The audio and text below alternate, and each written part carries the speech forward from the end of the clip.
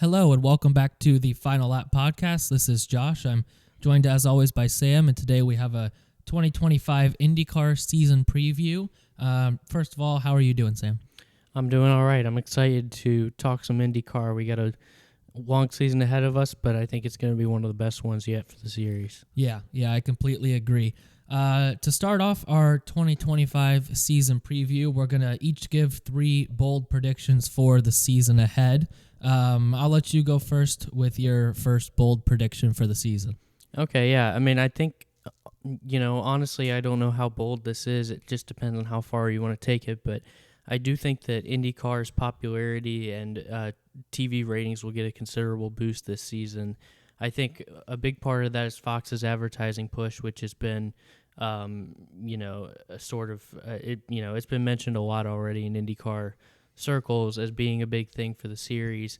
Getting a couple spots at the Super Bowl, and just being constantly advertised. I've seen it during college basketball games and all kinds of stuff on Fox. They're advertising for this IndyCar series, so I'm pretty thrilled about that for IndyCar. But I think too, having races on Fox itself is going to be huge. I mean, throughout the time with NBC, we saw races scattered over all kinds of cable channels, like USA Network and channels like that. And, at the end of the day, for IndyCar, it's going to be massive to have all their races on the main Fox, which pretty much everybody in America gets, unlike, some of the smaller channels that, it got stuck on sometimes outside of the Indy 500 and some of the other big races.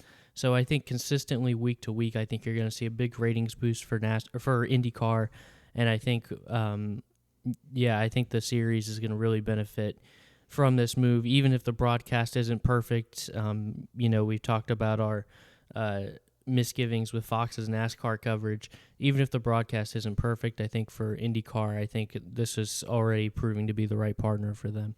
Yeah, well, I love that you bring this up because it's definitely something to look for in this IndyCar season, switching from NBC and their platforms to Fox. I think it's a big deal, and like you mentioned with the advertising and seeing the commercials everywhere, I've even seen them on the little gas station TVs. I've seen commercials for IndyCar, so it's IndyCar on Fox. So I think it's a big deal. I think the amount of advertising that they're putting into it is huge right now.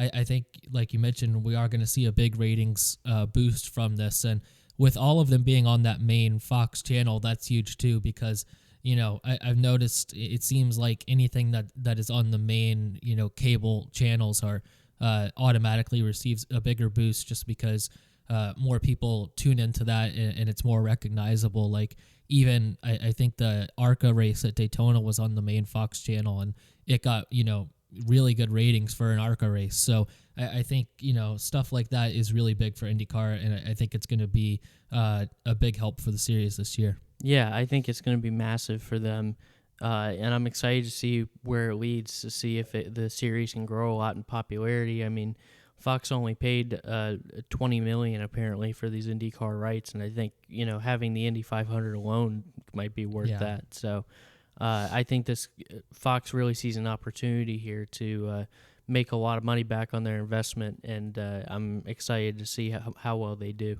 Yeah, well, my first bold prediction is a little bit different.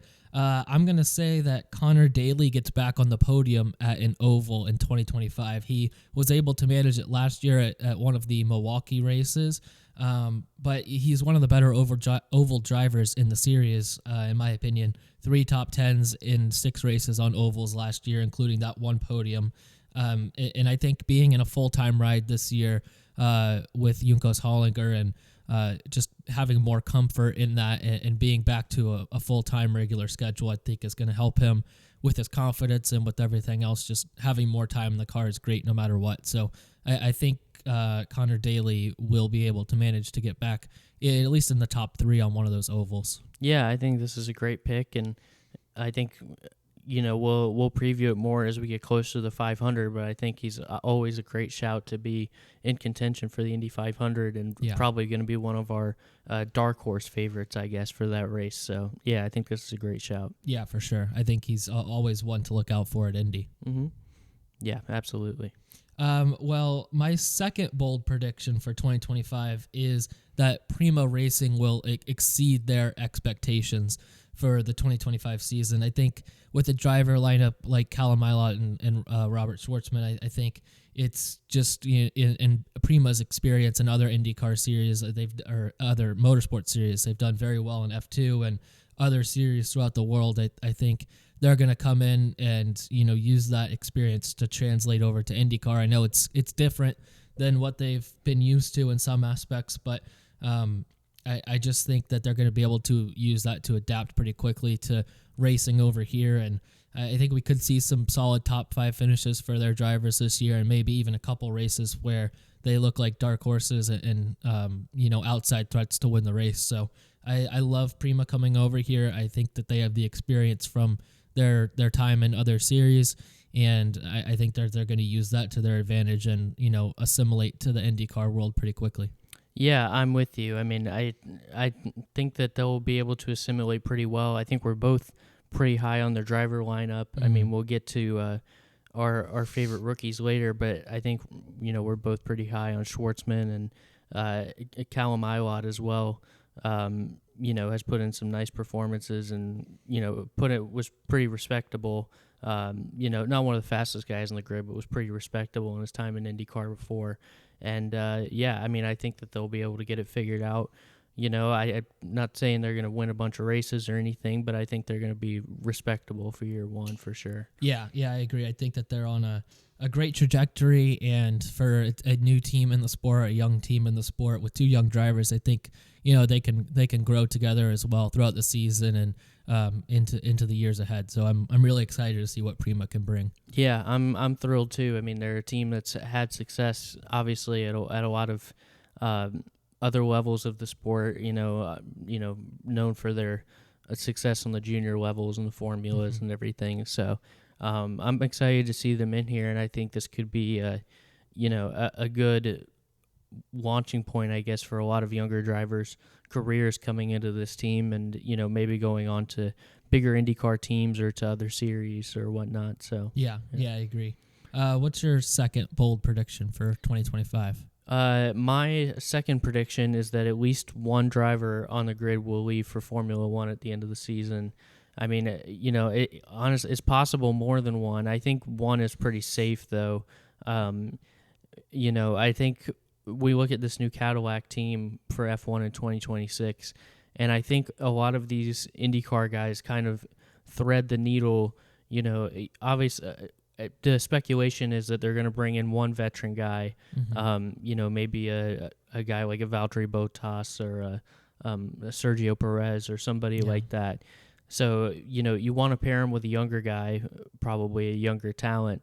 And a lot of these top young IndyCar drivers sort of thread the needle between having some experience in these high-level racing series and maybe being a little bit older, but also still having a lot of youth and a lot more to give.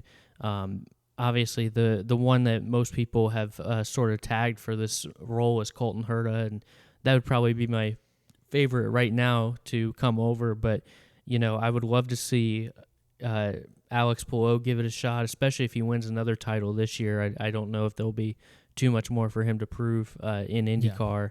Yeah. And then, obviously guys like Pato O'Ward too, I think would be big fan favorites wherever they go, and I think could put in really solid performances. But, I mean, it's not a guarantee that's going to be Herta, but Herta's definitely the main favorite for this role right now. Yeah, I know they don't have the exact ties to Andretti that they had, coming in with the new Cadillac team, but I think that Herta is the top pick for that spot if they're looking for somebody from IndyCar, because there are still some Andretti ties there, obviously, and he's a guy that was looked at a couple seasons ago for an F1 spot as well.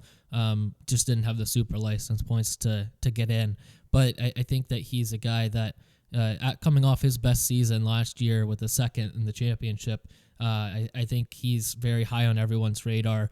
Also an American driver, so I think that a team like Cadillac would be looking for an American driver as well. Pato's a guy that I think has the talent to make it to F1, but he's in a weird position with his McLaren deal that I'm not sure if he would there's not too many openings in the near future for McLaren in F1. And if he wants to stay within that organization or look somewhere else, that's going to have to be his decision.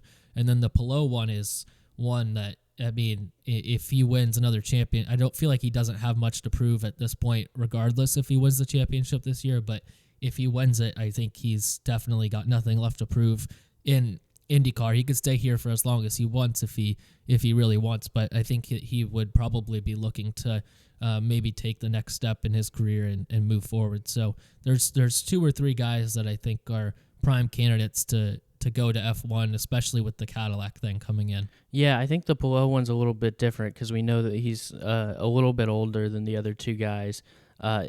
So, he may not fit the mold of young prospect that Formula One teams are looking for. But, for my money, he's clearly one of the 20 best drivers in the world.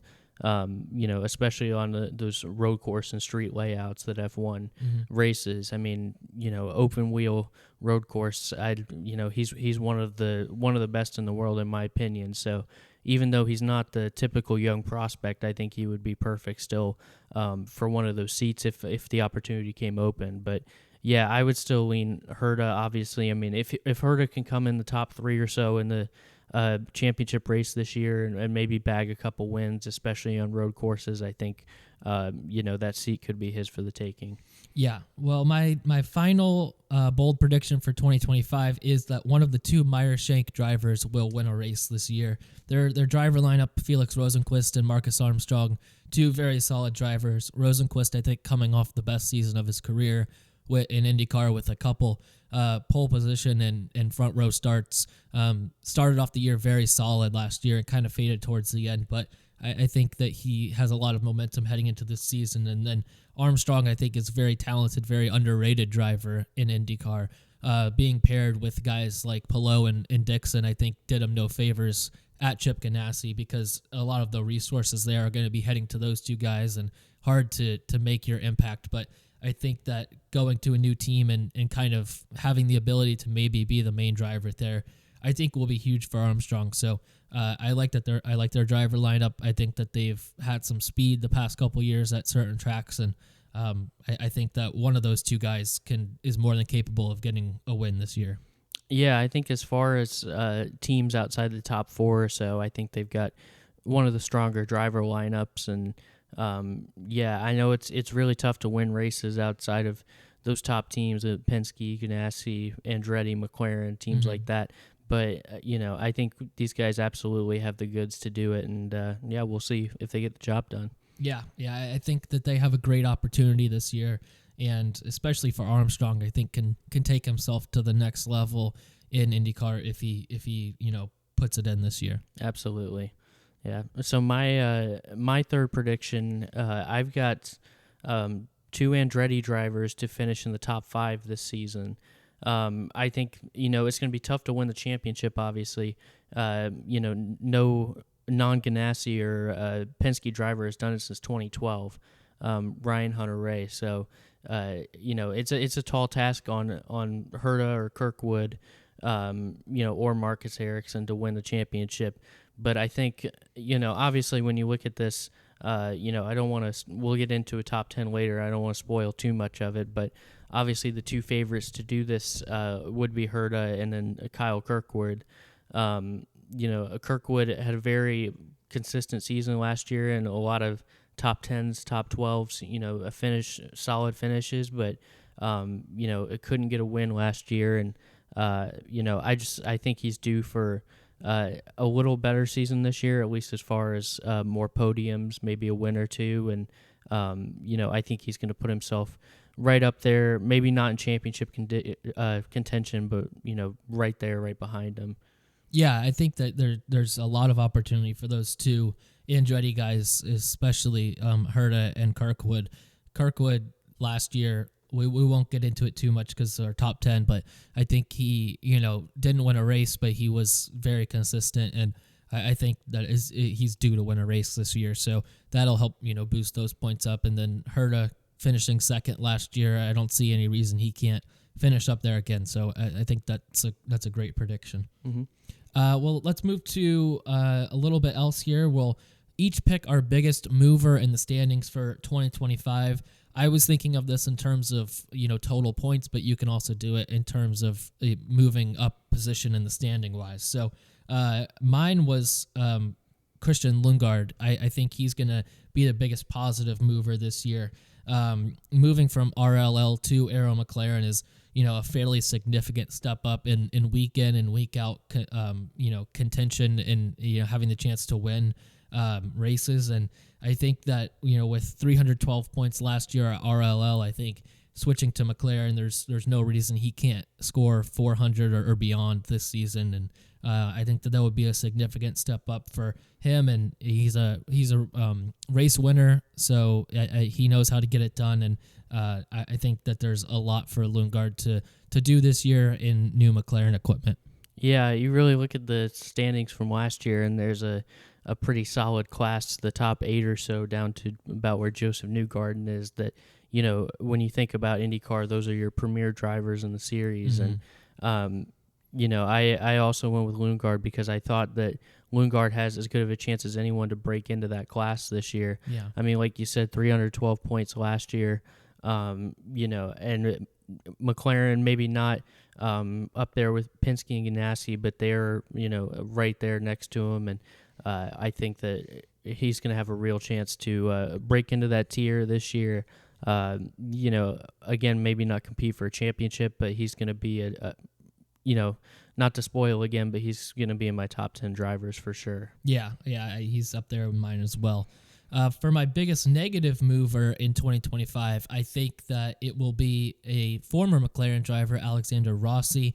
I just think nothing against him. It's more just the equipment move for him from McLaren to Ed Carpenter Racing, and I just think that the performance difference there between those two teams the last few seasons, I don't see how he can score as many points as he did last year. And I think that he'll still have it, and there'll still be weekends where he shows up, but it won't be as consistent as he was able to do at McLaren last year. And I just think it's going to be a harder road ahead for him in the Ed Carpenter Racing equipment. Yeah, I kind of have to agree here as well. Unfortunately, it's just an equipment thing.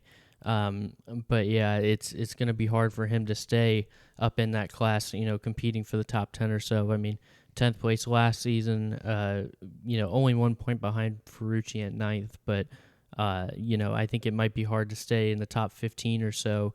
That was a really close battle there between 11 and 15 last year, and I think he could drop all the way out of the top 15 this year, unfortunately, because I think he's a really solid driver. It's just a bad situation for him, at least compared to where he was at McLaren. Yeah. Let's pick our Rookie of the Year for 2025. We have Jacob Abel, Louis Foster, and Robert Schwartzman as our eligible candidates for that award. And I think we kind of touched on this a little bit earlier, but my pick is going to be Robert Schwartzman. Foster going into RLL, which is much more of a proven entity than Prima in their first season, but I think Prima will learn pretty quickly, and I think Schwartzman has the talent to surpass that and make the difference there. And then I think Abel as well has some talent, but I don't think Dale Coyne will be able to deliver consistent enough results for him to make a huge impact in that race. So I think that Schwartzman has the upper hand in that battle, and I think once they overcome the introduction to the series with Prima, I think that he'll be able to just get going and deliver pretty consistent results. So I got Schwartzman as my Rookie of the Year. Yeah, so I got to say, I went with Schwartzman as well, but frankly, I follow the junior formulas a little bit closer than I follow Indy and XT. Mm-hmm. And just going back and looking at Foster and Abel's results last year in Indy and XT and what they accomplished, I think this is going to be a lot closer fight than I had, originally anticipated when I was going into the question. I mean, I still went with Schwartzman. He's an F3 champion and, had a couple really solid years in F2, was really right on that borderline where, the way it is with F1, sometimes you get a seat, sometimes you don't. It's as much dependent on luck as it is skill sometimes. And he got left out, but he did get a lot of time as Ferrari's reserve driver, a lot of experience there.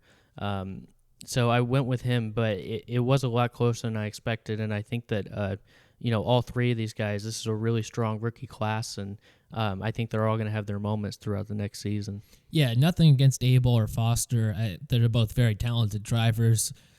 Proved a lot in Indy Next last year, and were able to make their mark there, and obviously get a seat in IndyCar. So I think that they have a lot of talent, but I just think that I see a lot of talent in Schwartzman as well, and I think that he has a little bit more experience in racing than these other guys, just because of his time as a reserve driver in F1, and then also the F2 and F3 and everything like that. I think that he'll be able to adjust quicker and get those results faster. Yeah, that's pretty much the only reason why. Also, we're both pretty high on Prima for next season, and exactly. that plays a part of it as well. But yeah, I mean, that's like I said, I think this is going to be a lot closer fight than I anticipated looking at it on paper originally, and I'm excited to see where it goes. Yeah.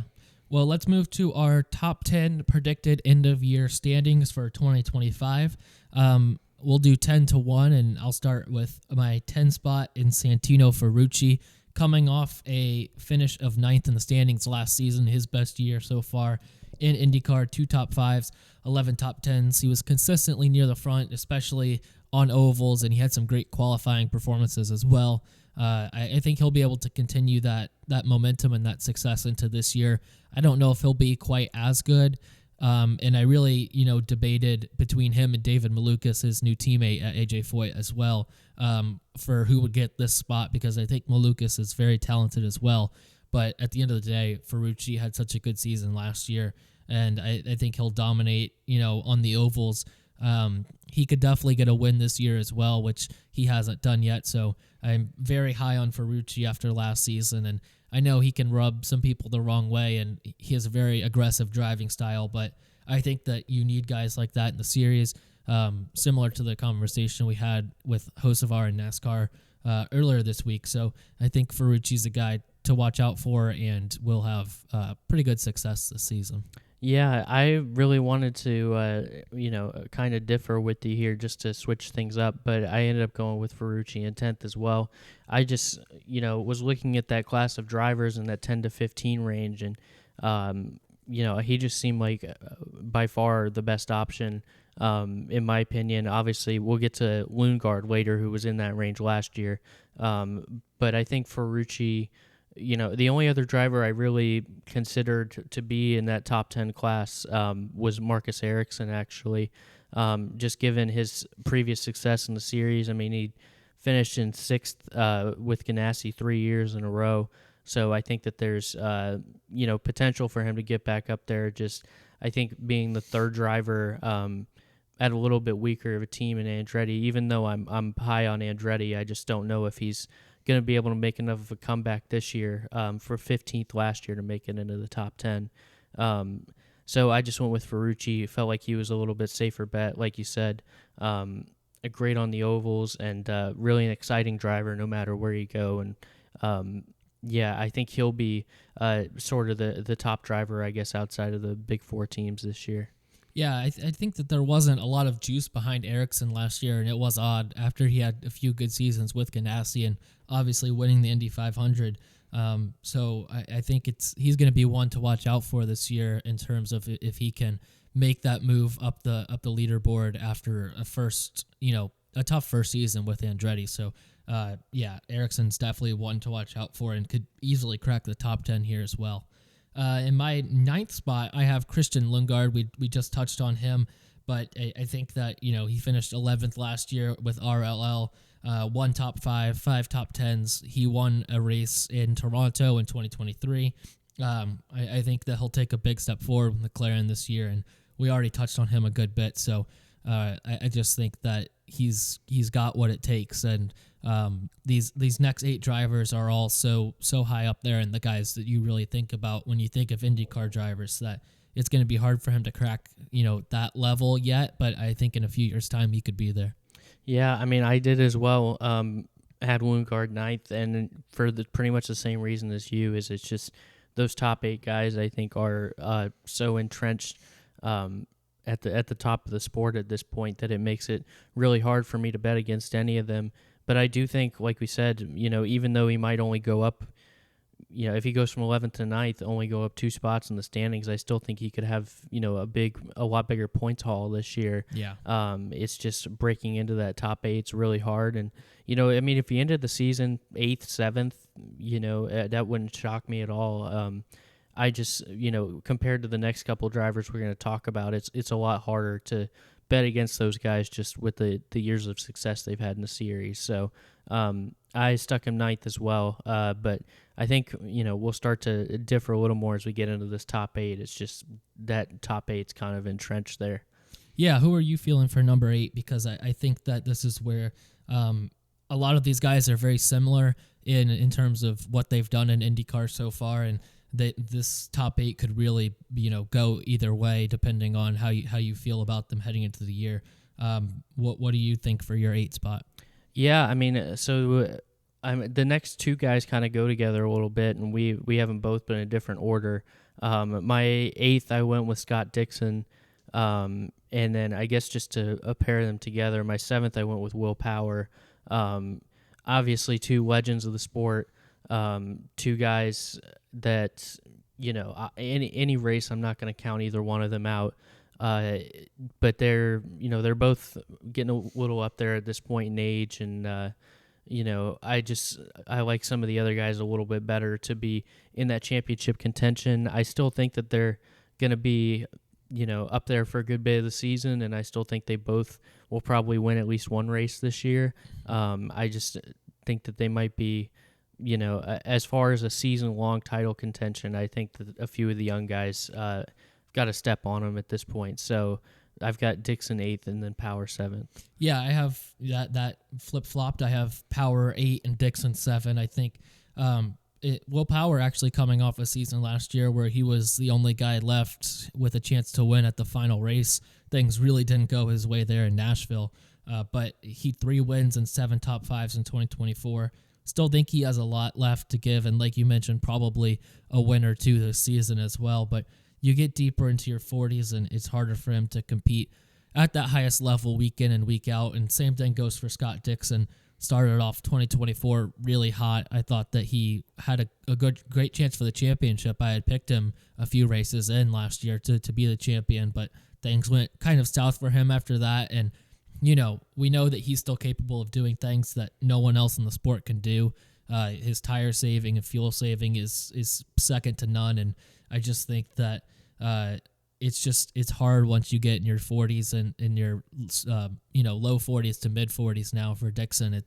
It's hard to just produce week in and week out, even with a schedule of IndyCars that's shorter than some other ones, only 17 races, and they're pretty spread out throughout the year.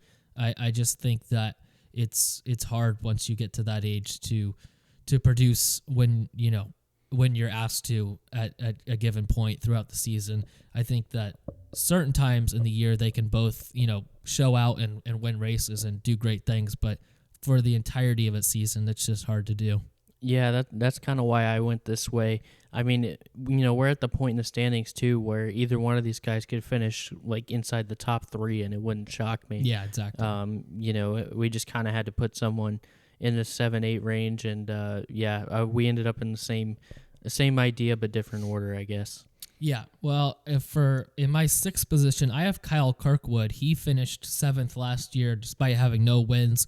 And I don't see that happening again to a guy of Kirkwood's talent level and, his stature in the sport so far. Won 2 races the year prior in 2023. So I don't see him going this year without another win. I think he could even have a couple this year, and that would boost him up in the standings from 7th to 6th. But I would say higher. I just think it's so hard once you get up here to compete with some of the guys that are listed. And it's just such a hard series to win a championship in, because you have 5, 6, 7, 8, 9, 10 guys that could win a championship this year, and you don't know how that's all going to play out. So I think Kirkwood, he's gone a great trajectory and a great driver, but I don't see him finishing higher than 6th this year.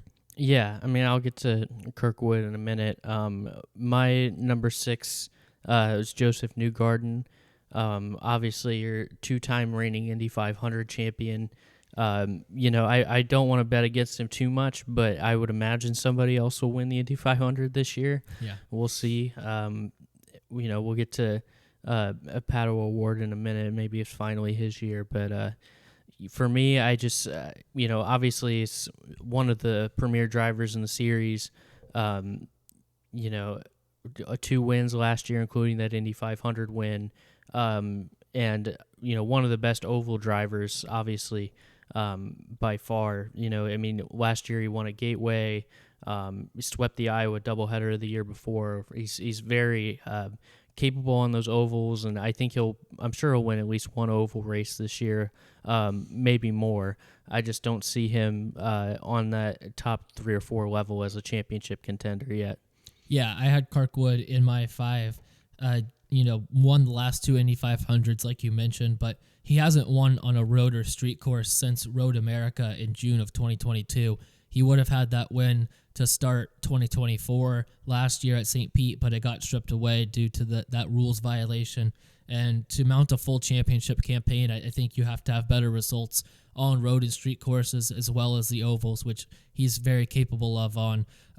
But I just don't see a driver having a shot at the title if you're only, good at that one specific thing. And I guess Palou has been able to do that for the past few seasons and win championships without winning on an oval. But there are more road and street courses at the end of the day than ovals. So that makes sense from his side. I think when you are only good at the lowest number of races on that type of layout, it's hard to mount a full championship campaign. And not that he can't do it, because he's obviously done it in the past on the road and street courses, but he's got to get back to those ways, or else I can't see him finishing much higher than this. Yeah, that was kind of my thoughts as well. And then my number 5 was your number 6, and it's Kyle Kirkwood, obviously. Going with my prediction that 2 Andretti drivers would finish in the top 5.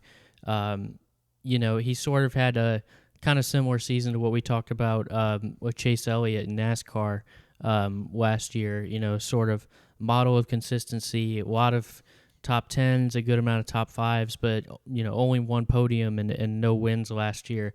I just think he's due. Obviously, 2 wins the year before, Long Beach and Nashville. He's due for at least 1 win this year. I wouldn't be surprised if he won multiple times, and if he can keep that consistency from last year with just a little more at the high end as far as wins and podiums, I think he's got a great shot to finish in the top 5. Yeah, I think that Kirkwood's definitely got a shot.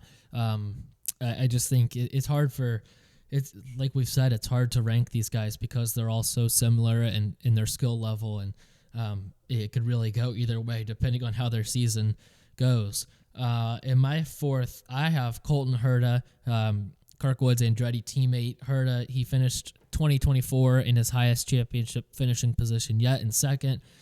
2 wins and just 31 points shy of Palou for that championship title. This may be Herta's best shot yet at becoming champion, coming off that great season. I think he falls just shy of the 3 drivers I have ahead, though. And with the equipment difference, obviously somewhat minimal between Andretti and the likes of Ganassi and Penske, but still there is a little bit of a difference there in terms of what the teams are able to deliver. So I think it'll be hard for Herta to win the championship, but I see a great season ahead for him nonetheless. Yeah, I think he's going to have a fantastic season, and I'll get to him in a minute on my predictions. My number 4 is Pato Award.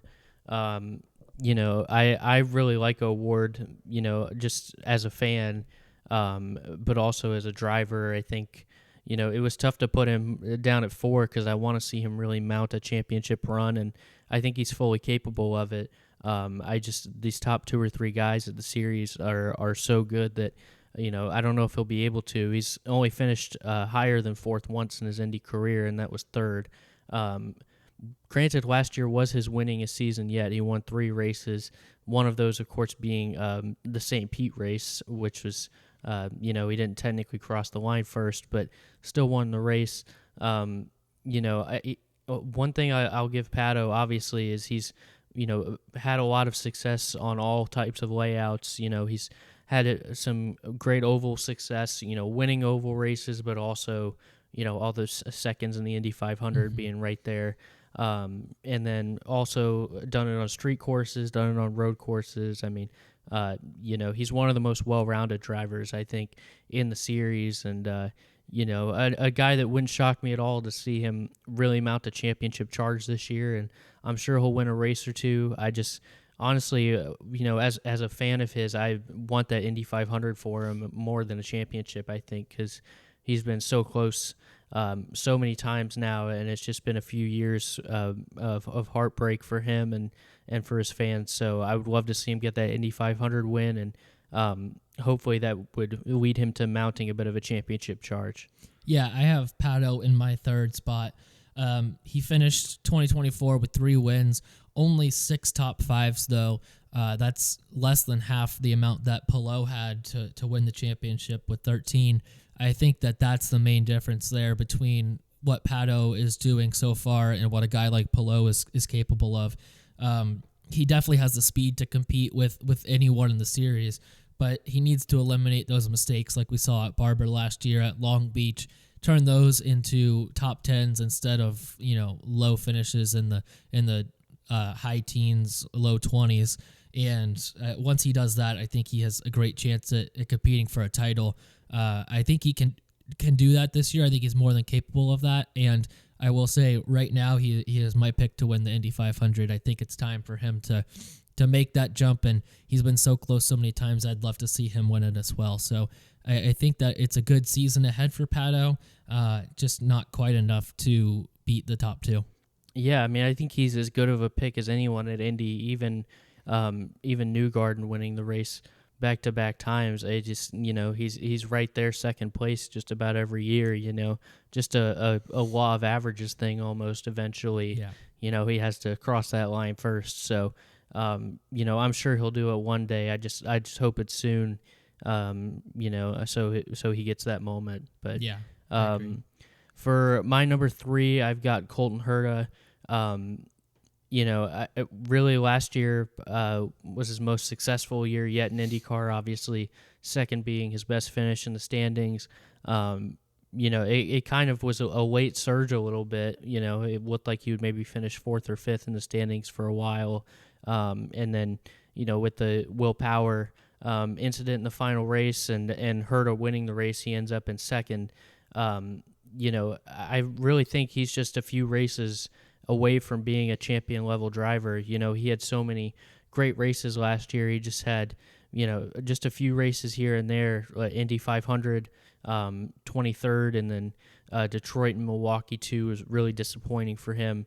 He's just, just a tiny bit off of someone like Palou from a consistency standpoint. But he still was fantastic last season. Started the season really strong. 3 top 5s in a row, and then ended it with back-to-back podiums. It's just finding that little bit of consistency in the middle ground there that I think is keeping him from a championship, but I think he'll finish in the podium positions in the standings, I guess, this year, and that'll set him up nicely if he does want that Formula One ride after the season, or, if he stays in IndyCar, I think he's going to be a champion eventually. I think he's got that level of talent, and it's only a matter of time. Yeah, in my second position, I have Alex Palou coming off his second straight championship and his third in the last 4 years. He really looks unstoppable in IndyCar right now, and it's crazy that I'm not picking him to win the championship, to be honest, just because he has the speed, but also his ability to turn bad days into very solid finishes is very similar to what we've seen out of his teammate and Scott Dixon throughout his career, but also a guy like Max Verstappen right now in F1, especially last year, just turning days that should be 10th place finishes into 6th, 7th place finishes is really the difference in why Palou has been able to win all of these championships. Even if he doesn't have, I still think he's incredibly quick, but I don't know if he has the raw speed that some of these other guys have. So I think that Palou is a great shot to win the championship this year, obviously, but I just think that the guy I have in first, I just feel like it's his time, and I think it's hard to win a championship 3 years in a row in anything. Yeah, we've got our 1-2 flipped here, I guess. I've got Scott McLaughlin in second place. Obviously, incredibly consistent standings wise. Third in each of the last 2 seasons and fourth before that. I mean, he's right there on the doorstep. Even though Newgarden has won back-to-back Indy 500s, McLaughlin sort of feels like Penske's premier driver at this point, at least a week-to-week basis. He's won now that he's got that oval win last year. He's won on every kind of track, and I think he's one of the top 3 or 4 drivers in the series, obviously.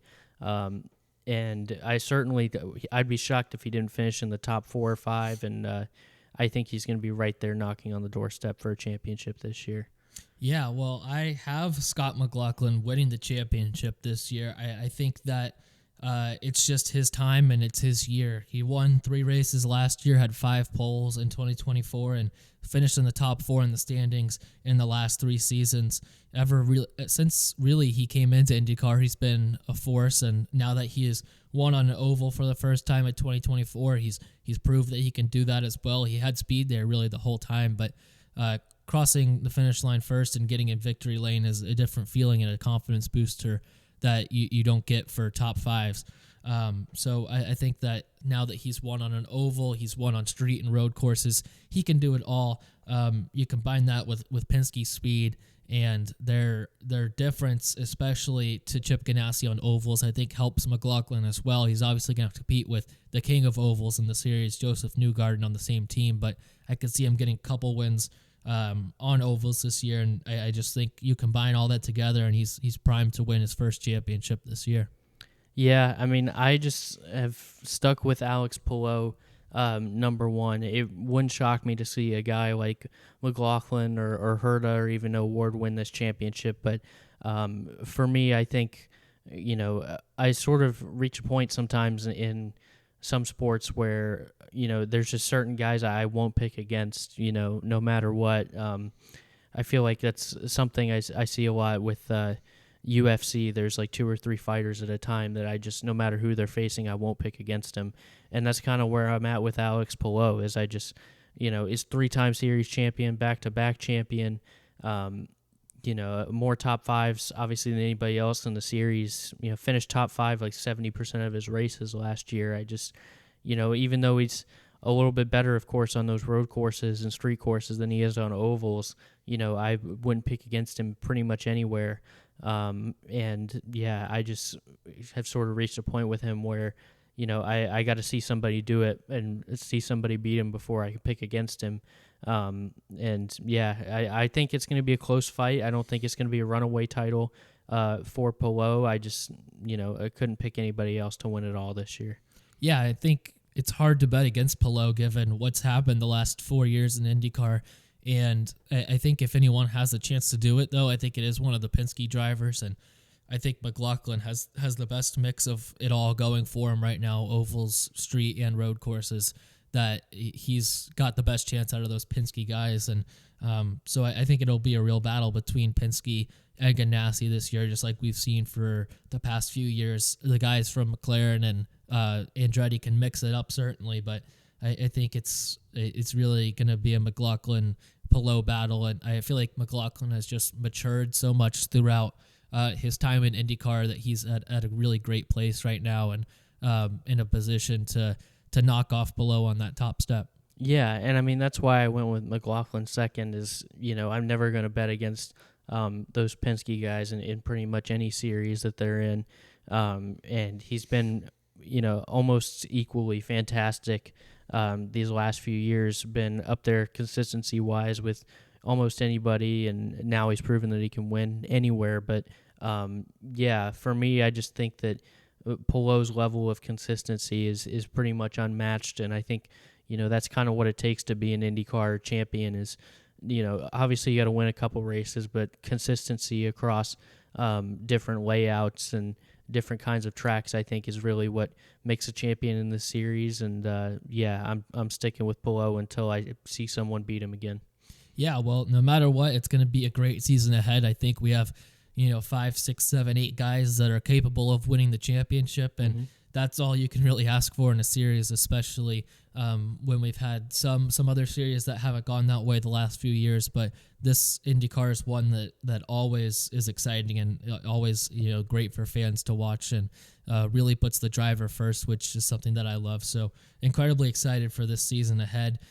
Just one last thing, just wanted to get our predictions for the winner for this weekend in St. Pete. And my predicted winner, I think I'm going to go with McLaughlin to get the season started off in the right direction, picking him to win the championship. I think he has speed here. He won here in 2022. He's been very capable ever since. Obviously, last season had the DQ with the Penske problems that him and Newgarden, were found to have violated the rules there. But I think that if he's going to win the championship, I think he could get it started off in a great way. And he has that street course background from supercars, and coming here, he's proved that he's capable of doing it here as well. So I think McLaughlin going to get the championship started in the right direction and pick up his first win of the season here in St. Pete. Yeah, I mean, I think those Penske guys, obviously, it would feel like a bit of redemption for them to come back and win this race after everything that happened last year. And like I just said, I'm never going to bet against them. Well, I guess technically I am, because I'm not picking one of them, but it wouldn't shock me, obviously, to see one of them in victory lane. I mean, a couple of them are the top favorites to win this race. But I'm going to go with Colton Herta to get the job done here. He's got a couple top fives in St. Pete, but Andy's won St. Pete back in 2021. Feels like a while ago now, but I think he's going to get the season started off in the right way. Obviously, like I said, I'm very high on Andretti, and I think that he's going to get the job done and, a sort of not start a championship charge, but start a charge towards being one of those top drivers this year. Yeah, I think that's a great pick as well. And like I said, we got a lot to be excited for heading into this IndyCar season, and we're really getting rolling now. NASCAR on its way, IndyCar starting this weekend, and F1 doing testing right now and starting as well there. Everything's kicking off, and I think it's going to be a great season of motorsport ahead for any series. Yeah, well, I'm excited. I mean, we're going to have all three of our main series that we cover going here in a couple weeks, and we've got endurance racing, obviously, going strong, Formula E going strong. So we're going to have a lot to talk about throughout the rest of this year, and I'm excited. Yeah, very excited as well.